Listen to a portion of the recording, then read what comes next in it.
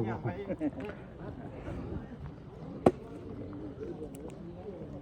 นี้อะไรมาห่วมทรงสการอันบาความตายนี่เขียนข้อตกบาดยางเตือนมือเสาเห็นหนาจึงว่ายัง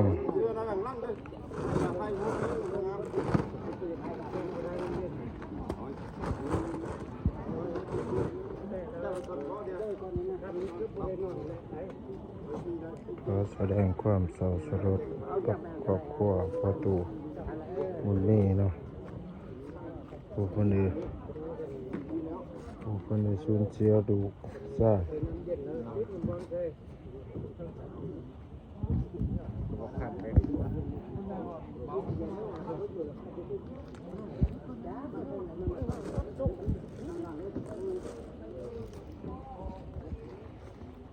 เงินเฮียแล้วเงี้ยเนี่ยมันอยู่ขาไก่นะ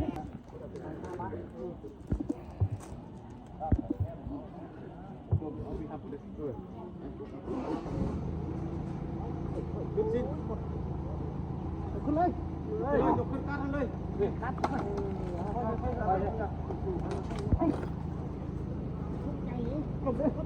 มาดิมือตึ้งไม่เอาคน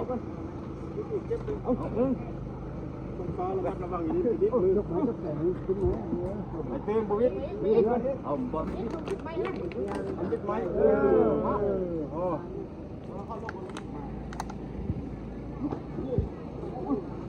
เอามาซุกนะ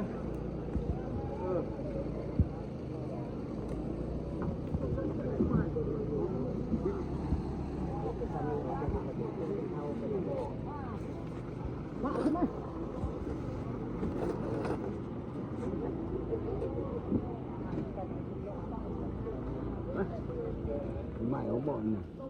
ทุบลงเลยเอาไปเลยเนาะที่จอด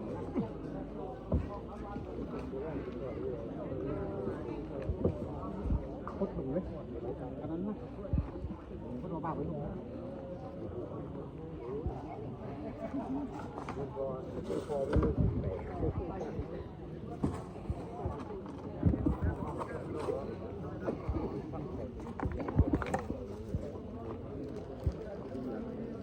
นายมันบอกพ้นลงมัดแล้วนะนี่พ้นลงมัดเลยนี่วันเบิ้ลเลยว่ะพยายามหัวแร่ติดตัวเสื้อมาดีกว่าป้องไว้หันละก็ได้เราบ่มีพื้นโกนั้นเลย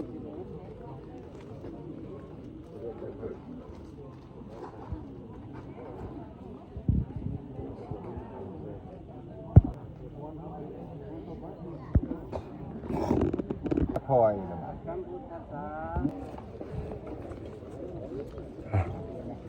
มาส่งครับสุดท้าย